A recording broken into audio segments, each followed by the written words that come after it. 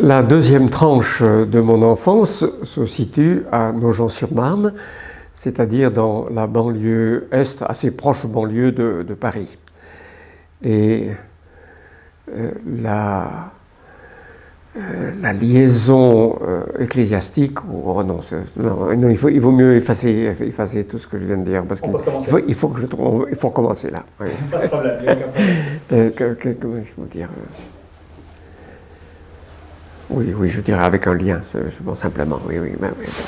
Donc, la deuxième tranche de mon enfance se déroule à Nogent-sur-Marne, qui est une petite ville de banlieue, de proche banlieue parisienne, juste de l'autre côté du bois de Vincennes par rapport à Paris même. Et le lien d'église qui m'a marqué pendant cette période-là a été double. D'une part, un lien à l'église de Nogent-sur-Marne qui s'était créée dans l'ombre de l'Institut biblique de Nogent-sur-Marne, dans lequel mon père enseignait, et d'autre part, l'église dite du Tabernacle, qui, elle, est située à Paris même, et où mon père était, alors au début de la période considérée, pasteur adjoint, tout en s'occupant beaucoup de la mission biblique en Côte d'Ivoire. Et j'ai été donc instruit, formé par les deux églises à la fois.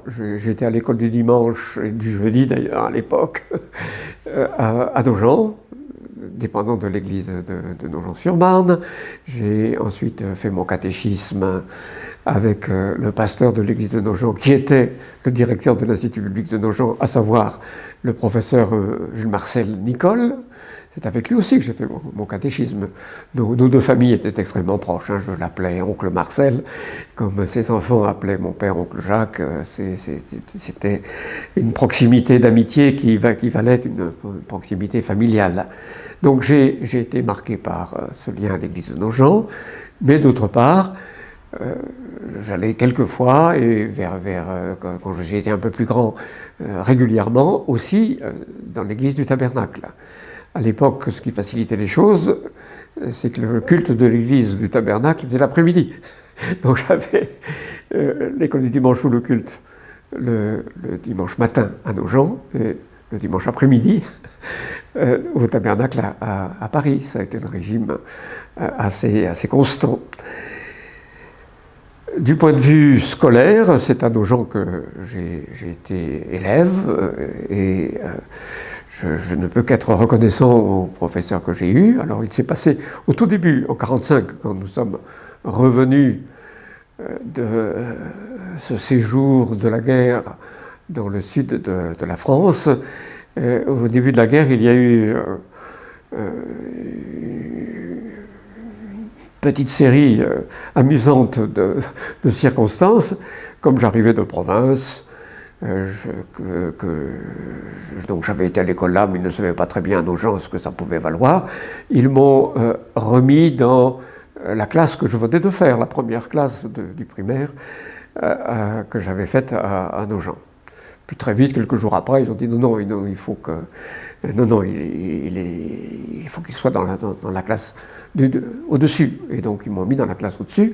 Puis j'y suis resté 2-3 semaines, et puis ils se sont dit non, il est au-dessus du niveau de la classe. Et donc ils m'ont propulsé à la classe supérieure, ce qui fait que j'ai sauté une année. Et la conséquence de cette situation, c'est que je me suis retrouvé le plus jeune et le plus petit pratiquement tout au long de mon enfance. Partout où j'étais, j'avais un an de moins et je n'étais pas très grand non plus de taille. Donc vraiment, j'ai pris l'habitude d'être le plus petit. Ce qui est amusant, alors cette habitude s'est en quelque sorte un peu confirmée par la suite, j'anticipe. Il s'est trouvé qu'on m'a confié des responsabilités alors que j'étais encore assez jeune, après la fin de mes études ordinaires, dans les débuts du ministère. Donc j'ai eu l'habitude aussi d'être le plus jeune dans les comités. Et puis maintenant, je suis le plus vieux. Partout où je vais, le Seigneur m'a accordé de vivre assez longtemps pour que finalement je sois un peu le survivant dans divers contextes. Voilà, c'est un petit détail que je peux signaler. Alors j'avais donné mon cœur au Seigneur dans ces circonstances troublées que j'ai déjà racontées en août 1944 à Vallon. Donc j'ai continué comme un petit enfant, un jeune garçon chrétien, lecteur de la Bible. Je portais la broche de la Ligue pour la lecture de la Bible. Et je me rappelle que mes camarades parlaient du club des lampes à huile. Mais c'était très gentil. Hein. Je ne peux pas du tout me plaindre d'avoir été persécuté à l'époque. Et c'est pendant cette période, alors je ne sais plus du tout quel âge j'avais exactement, autour de 10 ans sans doute, que j'ai perçu comme un appel au ministère entier, alors évidemment selon la lignée de mes parents, grands-parents, etc. L'appel au ministère de la part du Seigneur, c'était au cours d'une réunion missionnaire dans l'église du Tabernacle. Un missionnaire de Côte d'Ivoire, il présentait son travail et les besoins, il parlait du village de Tous-les-Pleux, tout près de la frontière du Libéria. Et voilà, mon cœur a vibré, j'ai pensé que le Seigneur m'appelait à un service missionnaire dans ce lieu même. Et j'ai continué à me préparer dans les années qui ont suivi dans cette perspective.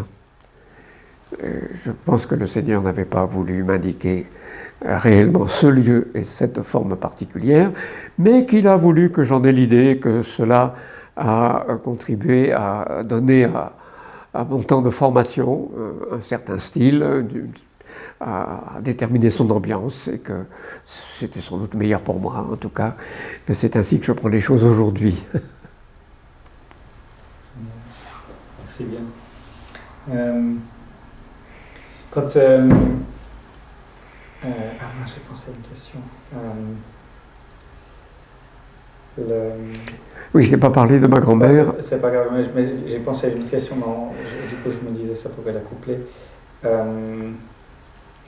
Ah oui, est-ce que vous aimiez aller au culte? Si vous faisiez 2 cultes, et puis il y avait l'école du dimanche, où vous restiez au culte, et puis après vous pouvez juste expliquer un petit peu avec votre grand-mère et puis le face au libéralisme.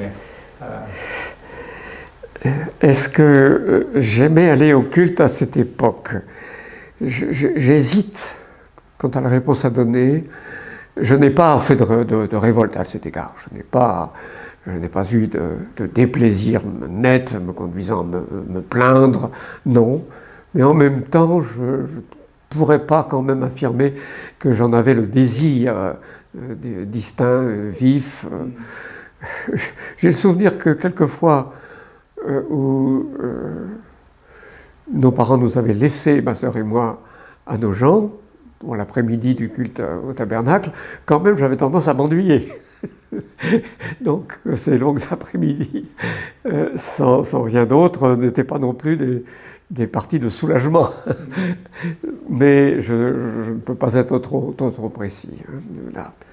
Alors la première partie de ce temps, le pasteur officiel au tabernacle, dont mon père était simplement à l'époque pasteur adjoint, c'était ma grand-mère, première femme pasteur de France, Madeleine Saillens de naissance, donc fille de Rubin Saillens, et Blocher par l'époux qu'elle avait pris, Arthur Blocher, mon grand-père. Et je pense que mon rapport à ma grand-mère mérite d'être signalé. J'étais un peu son chouchou parmi ses petits-enfants. Je crois que je ne peux pas le nier. Et elle m'entreprenait. Et elle a essayé de me faire un peu d'anglais avant même que je commence de l'anglais dans les classes du secondaire par la suite.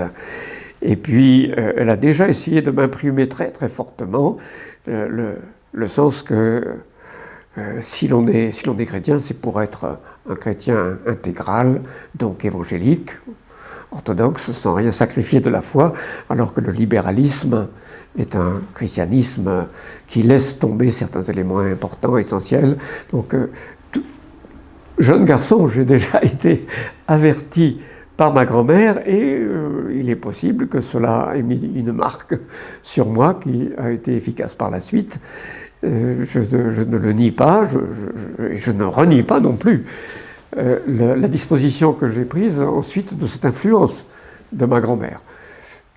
Mon grand-père et mon père aussi bien étant dans cette orientation également.